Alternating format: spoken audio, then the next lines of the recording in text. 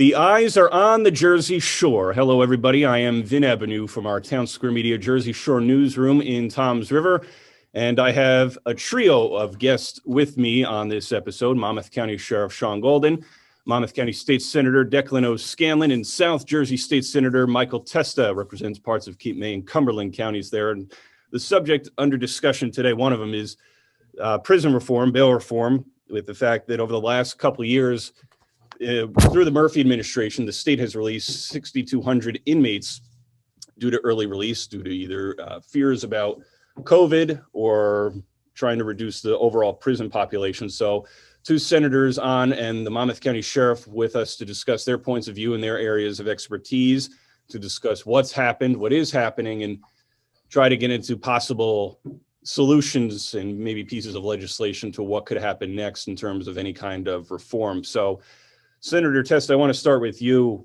just on something that you came out with about a week ago, circling on the numbers from the state. The New Jersey Department of Corrections released 852 inmates recently. That's the latest tally out of the Murphy administration, releasing 6,200 inmates on early release. So where are your thoughts on what's been going on over the last couple of years with the Murphy administration releasing prisoners early due to fears about COVID? You know, I think it's pretty laughable what Governor Murphy's policy was regarding, this release of a whole lot of inmates due to, COVID credits. I mean, this was something that was made up by the Murphy administration and the legislature. This has nothing to do with time off for good behavior. This has nothing to do with typical parole times. This has, this was a total farce where the state of New Jersey, meaning from the Murphy administration, not from my side of the aisle, not from Sheriff Golden, not from Sheriff Bob Nolan in Cape May County, and certainly not from Senator O'Scanlan.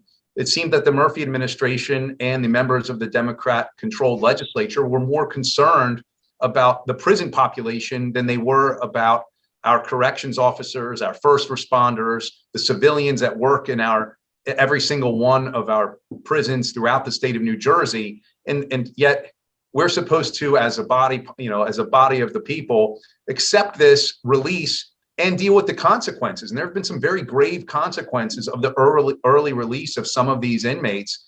And, we have to acknowledge the fact that there has been a significant recidivism rate. And some of these inmates who were released early due to COVID credit committed some very heinous crimes very shortly after being released. These are obviously people that should not have been released, and the Murphy administration has to answer for that. To your point there's one story up on our websites here, written recently. An Asbury Park man who was charged recently with killing two people while out on early release from prison, and he's pled not guilty for the moment. But people found at a bed and breakfast or a Country Inn and Suites in New Hampshire with multiple chop wounds of the head, neck, and the body. And he's also tied to another case, I believe, in Seaside Heights. So, Senator O'Scanlan, I want to transition to you on that. What are some of the dangers and consequences of the early release that you've seen either, across the state? And Senator Testa has itemized some of those. There's no question that the administration, in its haste to dump people out of our prisons, let a batch of folks out that none of us would have. And I don't care whether it was 9 months early, 2 years early, or 10 days early. I mean, there was one example that we found when we were digging around, a guy that beat another man to death with a bat with nails sticking out of it, almost beheading him. That's what he was convicted of. He was denied parole back not long ago, in 2019, because he had a history of exposing himself to female guards. This is one of the people the Murphy administration let out early. Well, if there's that one example, who else is in this batch of 6,200 people? And what are they capable of? What crimes have they committed that we don't know about yet? There probably were some folks that you could justify if you wanted to, minimize significantly some folks in prison, but this was not done with any deft touch. This was a mass dumping of people, a number of which we know were completely inappropriate. It just shouldn't have happened. There's a few things you need to get right, and it's really not rocket science. You need to make sure you're putting the right people in prison. You need to make sure you're efficiently keeping them in prison, so we're not wasting taxpayer dollars. You make sure you're keeping them in prison compassionately, and then you make sure that you are releasing the right people at the right time, at an appropriate time. So it's not rocket science. What is rocket science is doing those things in between, running your jails appropriately. And I know we're going to hear from Sheriff Golden in a minute. He knows that rocket science of how to do it very competently in Monmouth County. But we have seen no evidence from the Murphy administration that they're getting these things right. They're very happy to simply beat their chests and say, hey, we're letting a batch of people out.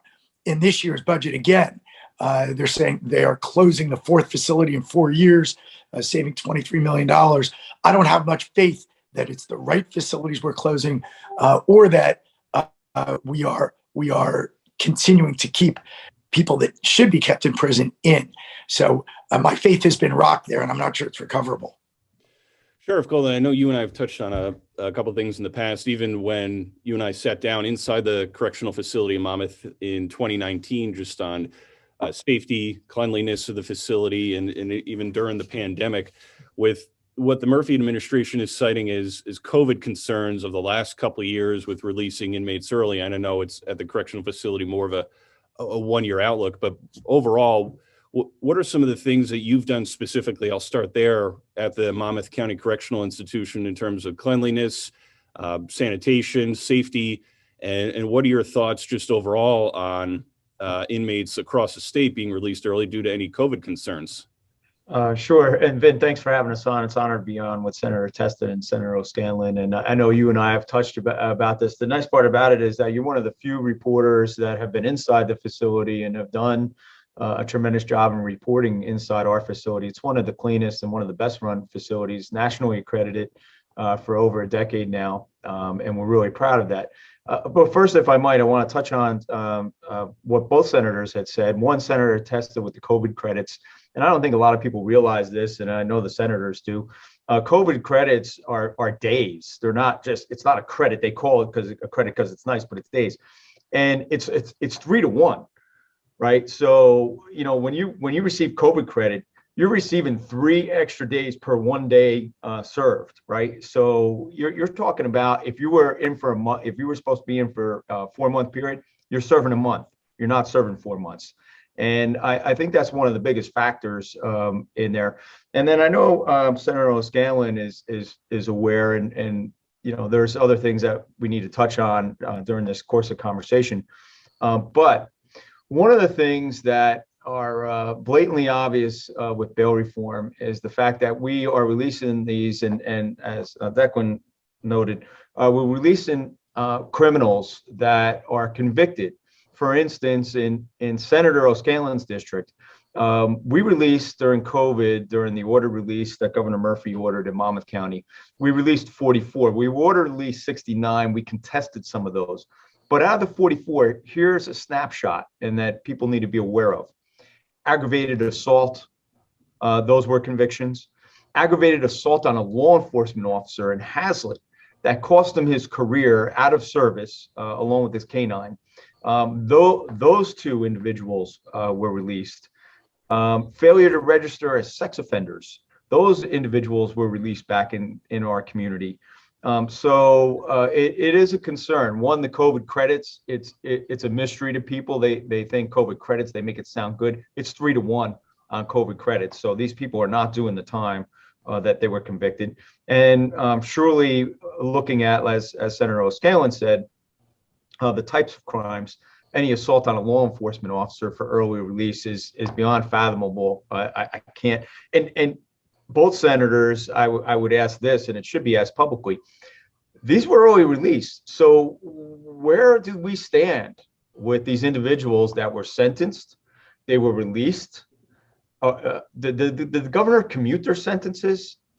Did he sign some type of pardon? Right? Because what is unknown? But do they need to come back and serve the remaining of their sentences? at least for county inmates. On the state, they did COVID credits, but for state inmates. But on the county level, when all of these counties were ordered to release inmates, obviously by the protest of our office and myself and a lot of others, what is the status of all these county inmates that were released? Are they commuting the rest of the sentence? Because that should be on paper. There should be some type of paper trail to that effect. Like if you're commuting the sentence, sign the commutation forms and you do away with the rest of their sentence. But an excellent point, Sheriff. To leave it up in the air is, what do we do? I mean, for one, I know my office and my officers are anxious to go back and get those individuals who cost a law enforcement officer his career, right?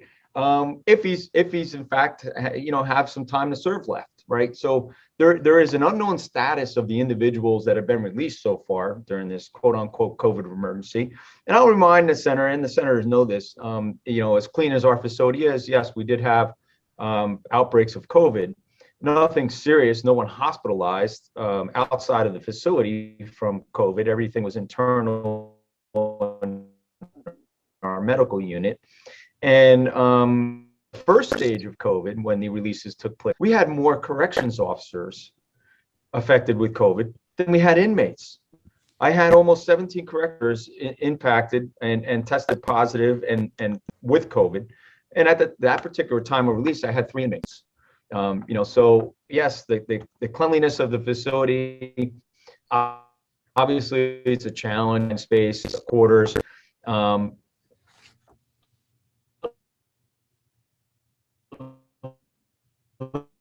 Let me just point out this, of the conversation in bail reform, early releases, law are the victims.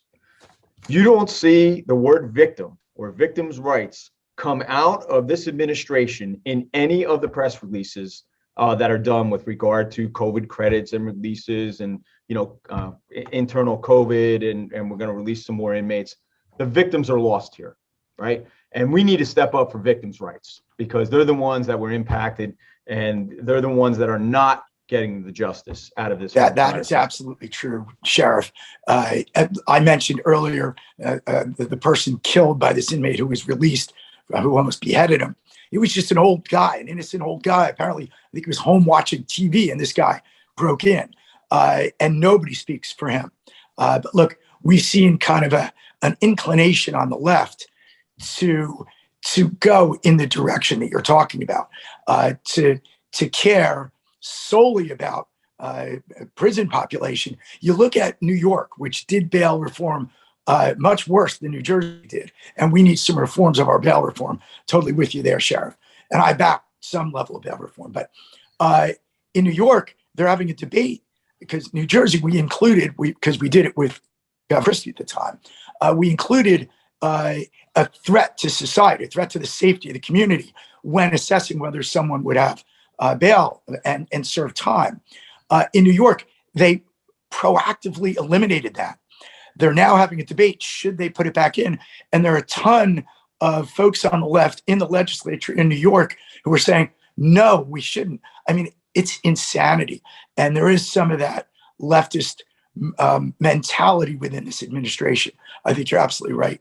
We need to start considering victims. We need to start considering the demoralization of law enforcement when they arrest someone for a pretty serious crime and they are so quick to be back out on the street, sometimes before the paperwork is done. Now, sometimes, again, you don't want to put people in jail who don't need to be in jail. We should err on that side. But the balance is really out of whack. And we are going to take a bite at that apple. I know Senator Testa is going to join me in that, to make sure that bail reform is the fluid policy that it should be as we go forward. And I'm looking forward to that next effort. And Ben, what you're seeing is wokeism run amok. That's what you're seeing, infiltrate the state of New Jersey. And to Senator O'Scanlan's point, our entire criminal justice system already does err on the side of making sure that we don't imprison or jail people who are innocent. Our entire justice system is based on innocent until proven guilty. I'm a criminal defense lawyer, for crying out loud. I know that part of our criminal justice system better than anybody. And I want to make a real point about this. This wokeism started a while ago, and people who were on the front lines of this were Sheriff Golden and Sheriff Bob Nolan out of Cape May County when it was decided by the Attorney General of the state of New Jersey to punish Cape May County and Monmouth County for being involved in the 287G program. Let's make no mistake about this. This is not something new. This is part of an overall plan to err on the side of the person who's already convicted, not the person who's accused, but the person who's already convicted. And with the 287G program, our county jails are no longer allowed to have, I believe, and Sheriff, please chime in at any point in time. You're not interrupting. I think this is kind of a fluid conversation, but there were 10 systems available to law enforcement to make sure that some of these people who have aliases, may be wanted in another county, have warrants from another county or another jurisdiction in the state of New Jersey, another state, another country, they are not allowed to have those tools at their fingertips. Why would you do that? Why would you handcuff law enforcement? It makes absolutely no sense. And something that I would love to see, and I'm sure that the Murphy administration is going to be extremely hesitant to give any of us, because they've taken the legislature out of the equation for 2 years, is the statistics on recidivism of the individuals who were released early due to COVID credits, which is a total farce that was made up by the Murphy administration and trickled through our Democrat-controlled legislature,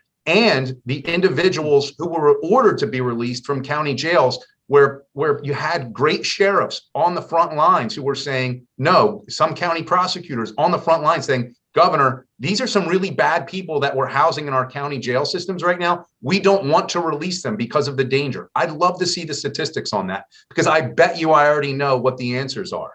But the Murphy administration, I will wager, will be very hesitant to give us that information.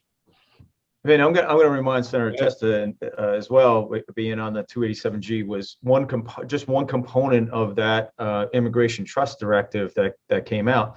The other component was, which attacked county jails, but the other component was local municipalities. Not one local police department can contact ICE or able to cooperate with ICE. So that went a step further. And then they tried to bring that into the courtrooms and courthouses. If you remember, there was a couple of cases where they were saying we're not allowed to ask in the courthouse or courtroom a particular information or background information of a suspected illegal immigrant. So that directive was far-reaching and overreaching in the sense that it directed municipalities that they could not use or not allow cooperation or ICE to use any of their equipment. Now, the state of New Jersey didn't buy any equipment, phones and desks and anything else for any municipality. So you got to look at the details in those kind of directives that come out. They are very damaging across the board. And to Senator Testa's point, it did remove the deputization, is what he was alluding to, the deputization of a corrections officer to be able to access those databases nationwide to see if we have a real wanted criminal that has come across our borders and intends to do harm in our communities. So it is problematic. They're out there. We see the tragic stories across the country.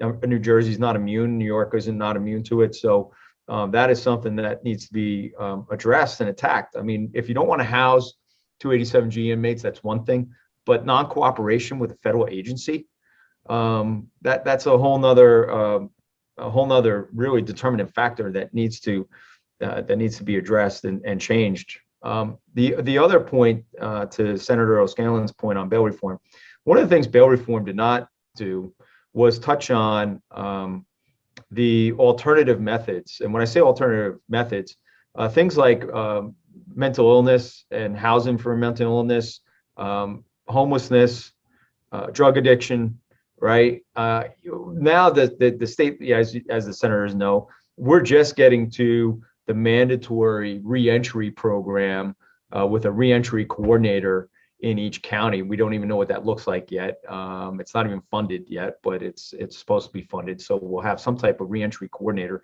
Now in Monmouth County, we work with Jim McGreevy and the Reentry Corp to have a direct pipeline for reentry so that we try to decrease recidivism. But to Senator Testa's inquiry, we released 44, Senator. We know we had 18 return, and one person over 40 encounters 44 to be exact, encounters with law enforcement since she was released 2 years ago.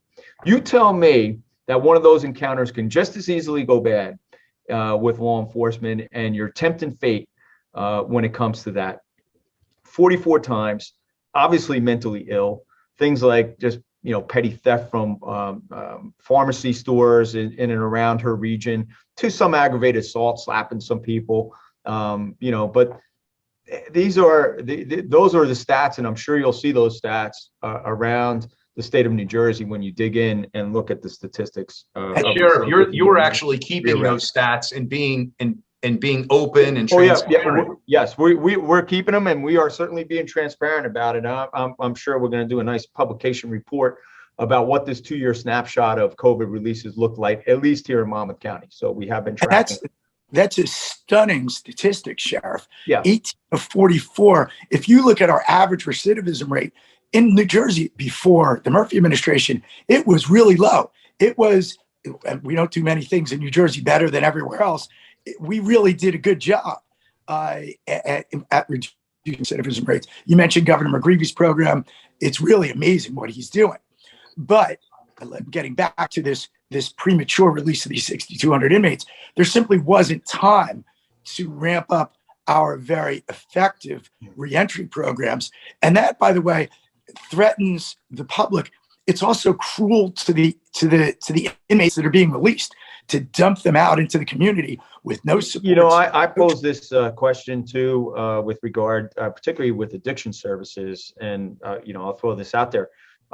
Some may say that we had a better addiction program inside of our facility in terms of detox and allowing them to get medically assisted treatment on the MAP program, and then obviously referral programs out to short-term recovery centers.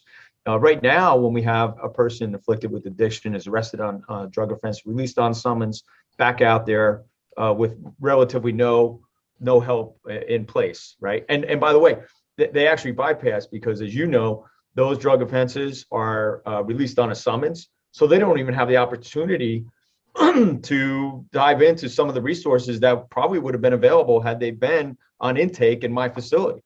So, and Sheriff, you're using some terms of art, just so our listeners understand that, there are two ways that someone can be, have intake into the criminal justice system. One's by way of a summons, which means they'll be immediate release, and one's by way of a warrant, which means they'll come into your county jail facility for a 48-hour review. One of the questions that needs to be answered is why this mass release of inmates took place while many state workers, and I'm operating under the assumption that many of the people who are parole supervisors, probation supervisors, they were working remotely. So think about it. These folks were released in this mass exodus from our New Jersey state prison systems and our county jails, while so many state workers weren't having any hands-on face-to-face interactions with them. So which obviously leads to a higher recidivism rate. And look, Monmouth County, I mean, that's a startling statistic. That's roughly 41%. I had to go to a calculator to do that, but roughly 41% recidivism rate. That's completely unacceptable. But let's take a look. It's always, and this is why I say it's wokeism run amok, Vin. The Murphy administration is always so concerned about our inner cities and making sure our inner cities are in our urban areas are on a level playing field, and throwing words like equity around at will all the time. Look at what happened in Patterson.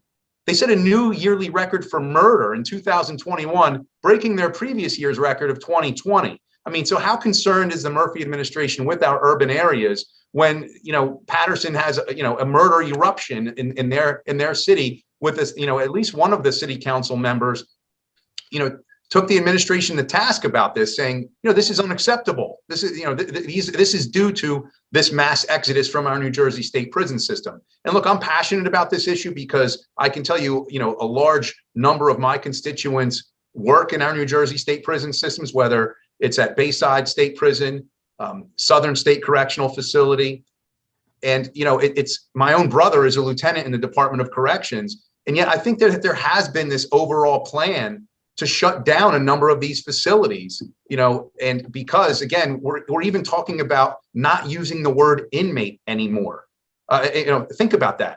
We're insulting people who are imprisoned by using the term inmate. Like, we've lost our collective minds. And the other prison that's slightly outside of my district that many of my constituents work at is Southwood State Prison in Bridgeton, New Jersey, which is the largest singular population in the state of New Jersey. I mean, it doesn't take a rocket scientist, like Senator O'Scanlan said, to figure out that when you release a lot of people who have been convicted of some pretty heinous crimes, that more crime is going to be committed, especially when you don't have the services that Sheriff Golden, referenced, and the lack of hands-on, one-on-one interactions between parole officers, probation officers, and the sundry of other services that these people need. Senator Testa, I want to touch on a point you made too, because, while we've hit on the fact that there's 6,200 inmates that have been released over the last couple of years due to COVID concerns, I think this is something that has been taking place for years now, prior to even COVID or the pandemic or anything. And I want to, because I had a recent conversation as well with Congressman Jeff Van Drew, and I want to get all your thoughts on this as well, as because we were talking about finances and economics and anything, and then we hit on the topic about prisoner release. He said there are a lot of good people who work for the state of New Jersey and are good people, but in some cases we just aren't doing the right thing there. There are ways to save money and there are ways not to save money. The way this governor likes to save money is releasing violent prisoners from prison. That's an interesting way to save money, to say the least. So they're releasing them over and over again, literally individuals who raped, abused, and in some cases killed children. He said they should never be released. He said, what kind of state does that? What kind of governor would do that? They should be in prison for life. So does any part of this to any of you seem like either a money grab or just an overall trying to reduce prison population and just happen to releasing violent criminals along the way? Look, I couldn't agree more with Congressman Van Drew. Obviously, he was the senator in my seat before I had it, so he knows the district extremely well, as do I. Like I said, I have my own brother is a lieutenant in the Department of Corrections. Look, to Sheriff Golden's point, a lot of these individuals had sentences. They were sentenced, which means that they are now guilty, that they didn't actually serve. So whether it was something that they had pled to and agreed to serve, or whether it was a sentence that was given to them by one of the judges of the Superior Court, the governor, in his infinite wisdom and ultimate exercise of executive authority, and I say that with my tongue firmly planted in cheek, just decided to make the sentences different. I really think he overstepped his bounds in doing so, and he did it under the cover of COVID, which is obscene. I mean, we have a criminal justice code for a reason. We have a sentencing guideline for a reason. So when individuals either plead guilty through plea negotiations or are found guilty by way of trial, that's our criminal justice system.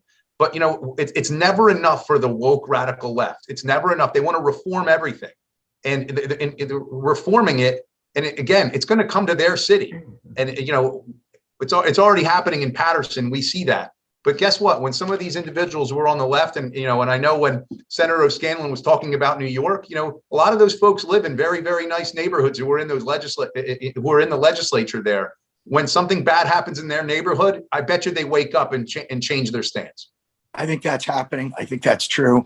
And to the that both of you have made, both Sheriff Golden and Senator Testa, New Jersey already started from a position of ensuring that we had appropriate sentences, which means the least amount of punishment that was appropriate. And the governor has just randomly chosen and continued to do so, even under the auspices of COVID, even after the COVID threat has passed. Sheriff Golden made the point. There were times he was releasing people when they had almost no COVID in the prison to begin with. So the governor took what already were short sentences, appropriately short, and slashed them even more. And that's a problem. Yeah, again, and there has to be some finality to those individuals in terms of the system on paperwork. Are they all done with their sentence? Are they coming back? We have not received any type of coded or message from the Department of Corrections or otherwise, or from the governor's office saying what do we do with the remaining terms on these sentences that these individuals received and were released? Or are they all done? Well, if they're all done, there should be a paper trail that says they're all done. I you know, realize on each and every one of them. I didn't realize, Sheriff, that we weren't treating the releases the same from state facilities versus county. Yeah. That's interesting, and we're gonna have to get to the. Yeah, because we didn't have COVID time in our county facility.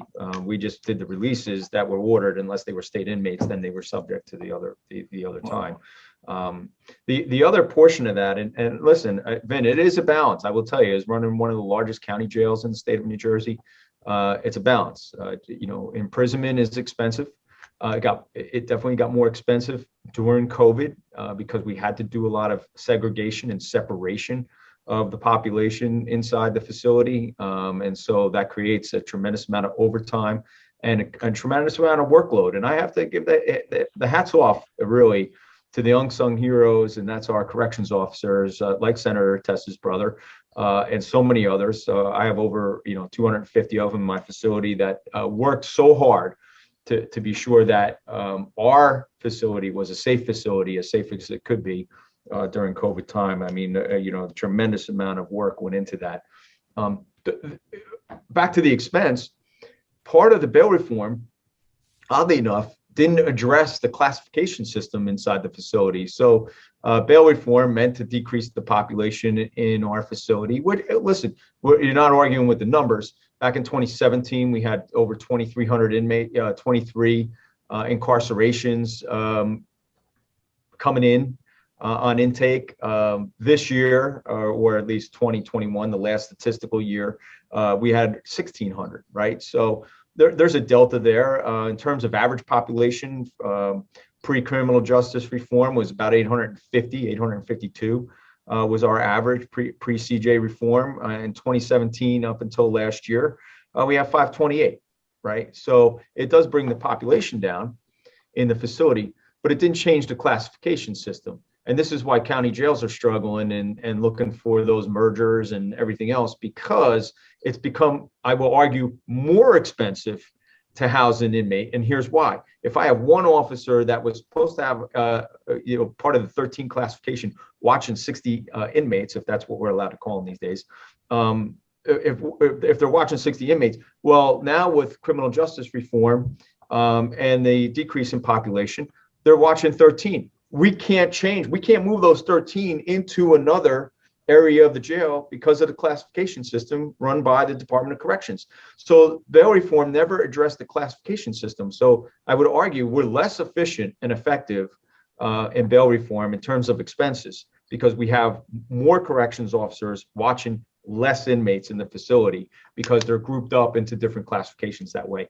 And I think any warden in the state will tell you need to change the classification system so that we're allowed by the DOC to move these inmates around and be more effective.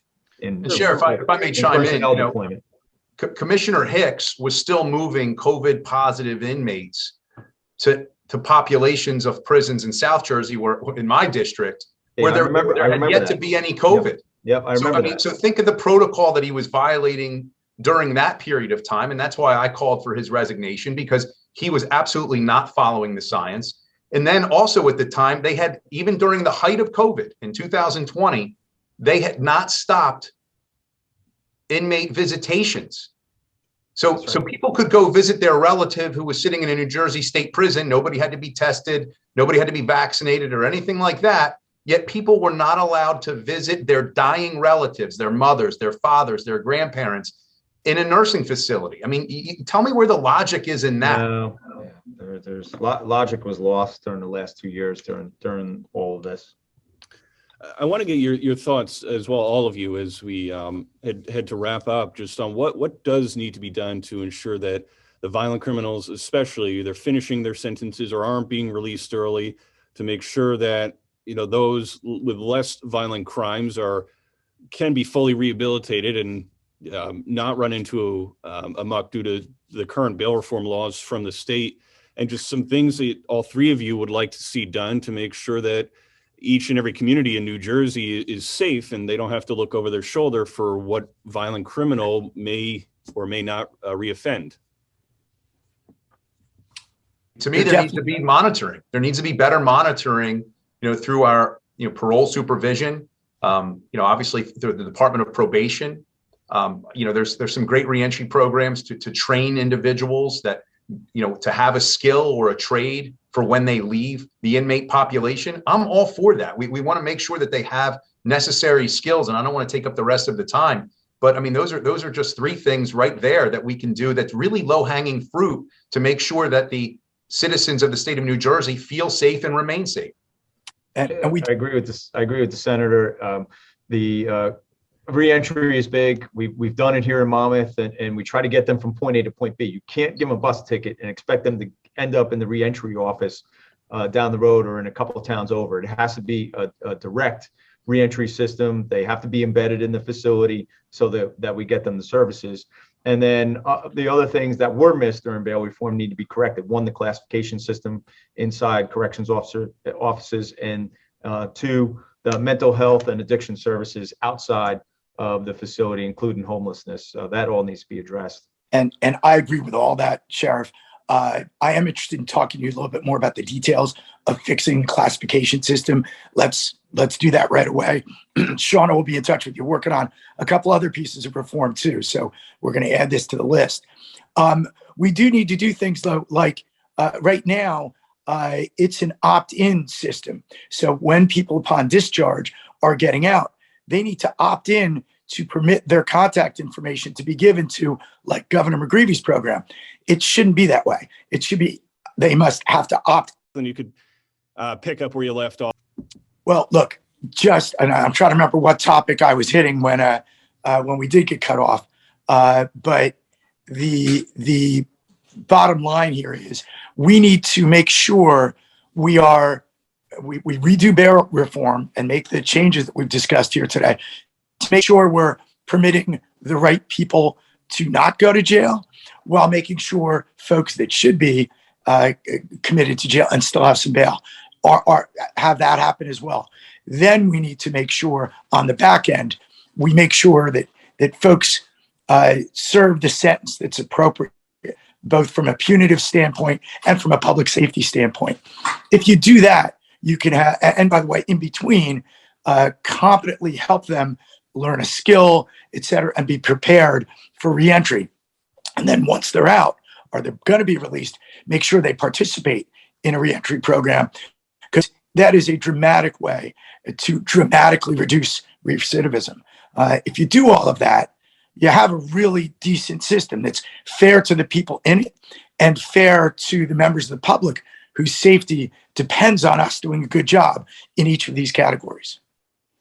And I have one more follow-up for anybody as well. Does anybody see this as what could be done rather short-term and long-term to try and address this issue? Do either Senator Testa and Senator O'Scanlan, is this something you think that are there some immediate solutions that could be brought to the table, possibly at the State House, or some things that are going to take some time to try and implement any kind of change? Well, we need to stop. Sorry, I'm talking over you, Mike, but we need to stop the early release program. We've seen who they're releasing, and we've seen recidivism rates. That needs to end. I don't imagine there's anybody left that they could still want to release early, but that certainly needs to end. And then we need to revisit bail reform again to make sure that we are capturing people that ought to be kept in custody for a period of time in custody. Those are places to start. And then Sheriff Golden mentioned a couple things we need to do about classifications once folks are in so that we operate efficiently and compassionately.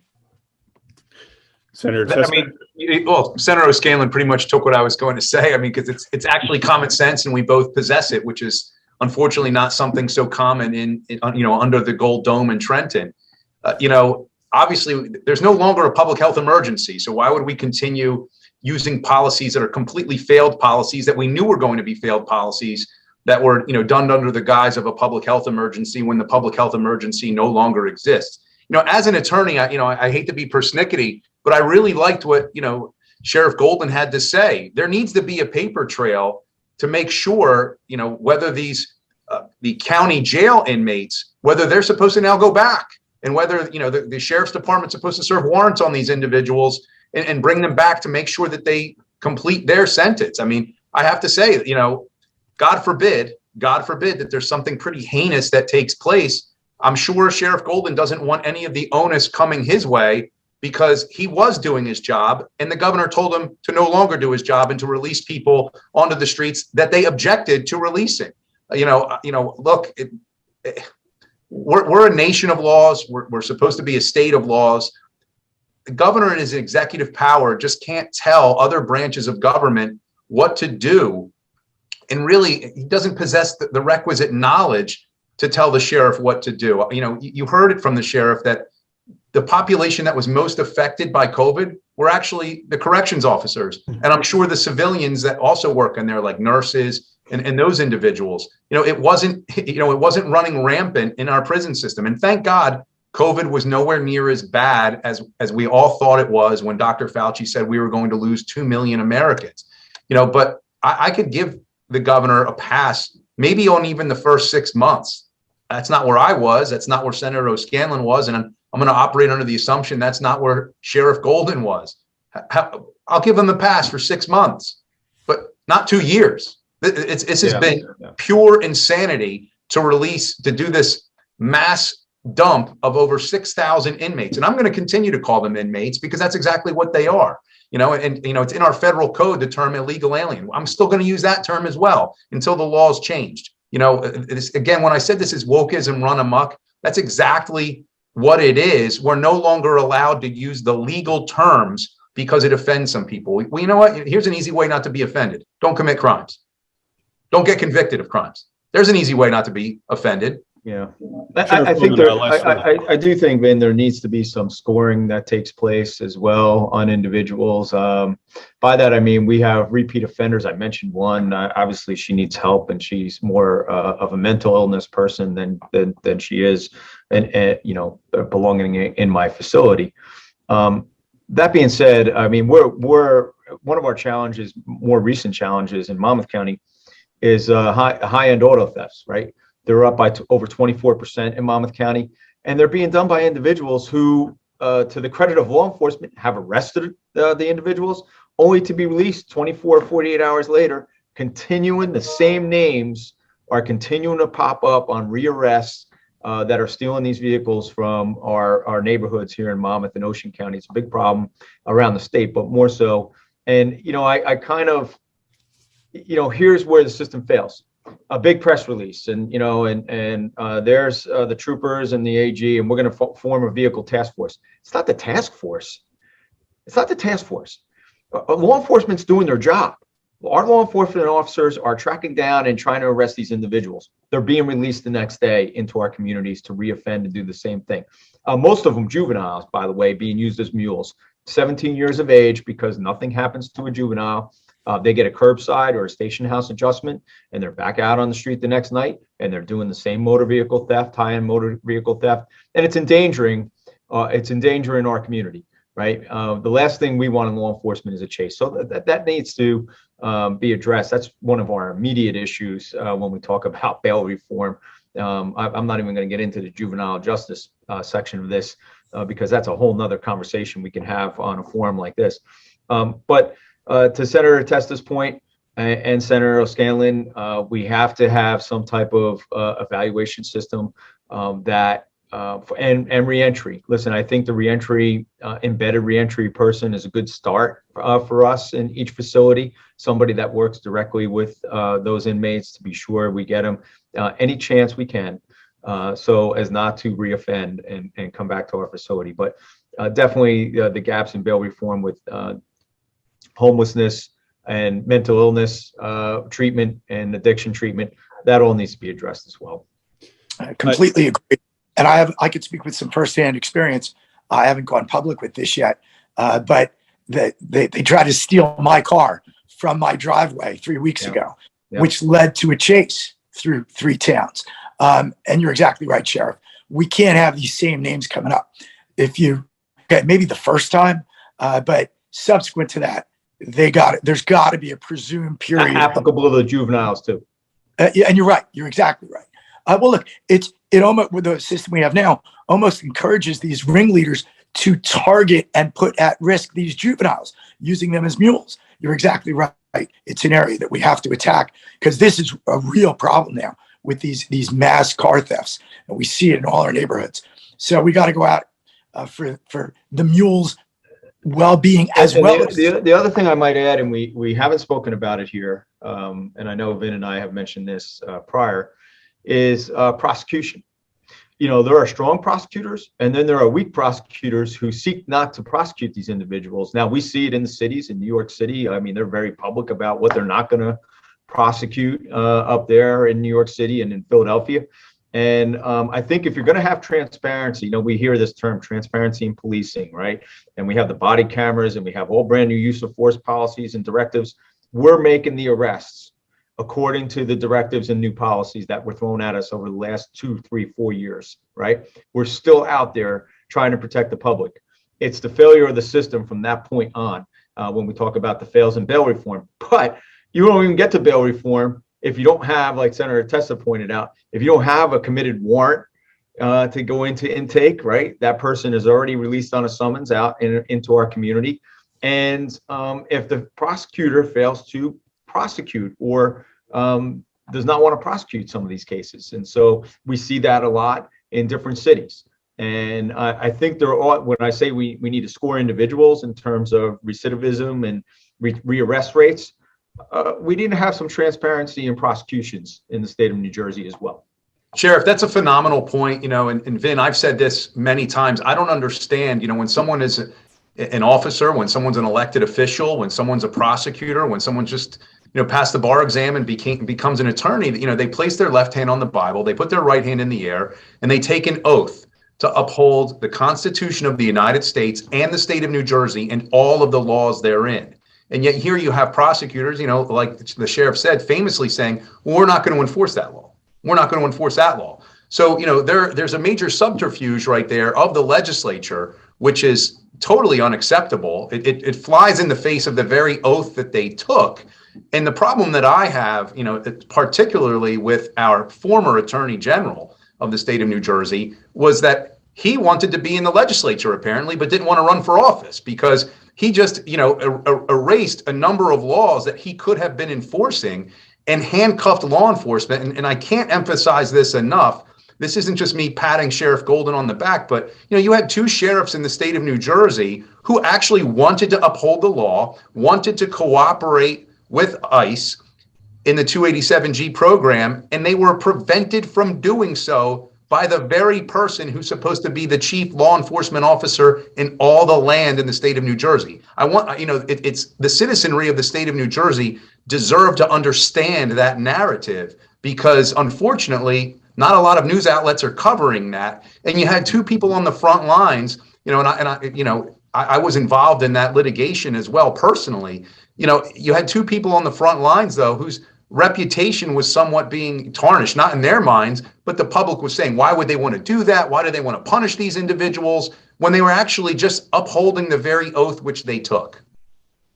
And to that point, there has to be transparency across the system, and you can't have a notion that upholding some laws are okay, but the ones you don't want to bother with, this month, this year, is not okay. So there needs to be a better, and when I say transparency, I mean a scorecard per se, not just in law enforcement.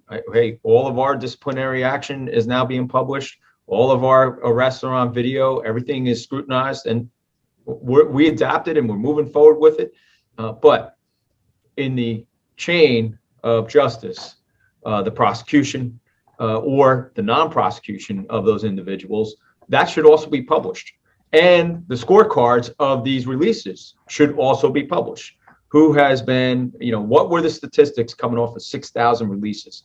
Give us the statistics. Let's be transparent about it. And we're going to go after that, Sheriff. Certainly, look, just at the county level, we could do it, right? Between Senator Testa's office and mine, you've got the statistics for Monmouth. We can go to all 21 sheriffs, or the other 20, for the county. And ask. And I don't know that there'd be any reason why we couldn't extrapolate from your experience out to the whole population, because it's the same categories of people being released. And if the Murphy administration wants to challenge our contention about that, let them put the statistics out there. I agree with that completely. Regarding You are talking about almost 3 times the amount of state inmates being released as opposed to county inmates. Okay. Well, look, we can still challenge it. Look, even if it's half the recidivism rate of the state releasees versus county, it's still much higher recidivism rate than our process that was in place before they started this mass unnecessary release program. Just real quick regarding the 287G program, and the public should understand this. There were other states where there was mass deputization of sheriffs, of local police to go out and sweep up people who were dropping their kids off at school. That's not what was happening here. That's not what this sheriff and the sheriff down in Mike's district were doing. We were not out in the communities at all doing that. These were charged individuals that were charged with some type of criminal offense that came into our facilities and were background checked, and now we're no longer able to do that. And that's exactly right. This was not you wanting to be part of some, again, mass sweep. You guys were trying to go after bad apples, threats to the community. And that distinction was never made. And that was a really unfair characterization of what you were advocating. And more the public. Senator, if I may jump in, that was a distinction that was made that the media would not cover. That's true. That's really what happened. You had Sheriff Golden and Sheriff Nolan on the front line saying those things, saying, look, we're not out in the community. We're just, in fact, we want to check with the 10 tools that are available to us, the individuals who are already part of our county jail population. That's it. That's it. And that distinction, look, I tried to make it. I know you did, Mike. I know Sheriff Golden did, but it was really lost because the media didn't cover it as well as they should. No offense, Vin, because I know you tried too, I think. But it's a distinction that we need to talk about more frequently because it's just totally unfair to our law enforcement community and sheriff's officers that was lumped in or lumped together without the distinction having been made. I want to thank each of you for your time this morning on talking jail reform, prison reform, the 6,200 inmates that were released due to COVID over the last couple of years by the Murphy administration. And also thank you for your understanding after Zoom kind of interrupted Senator O'Scanlan there with his response that we were in this digital age that we were able to get back on here in Zoom and finish out our important conversation, because I appreciate all your insights and the discussion that we just had, and pushing for solutions and change. Thanks, Vin. Thanks for having us. Thank you for having us, Vin. It was a real pleasure, and it was a pleasure being on this panel with such distinguished individuals. Same here, Mike and Sheriff Golden. Thanks, guys. Thank you.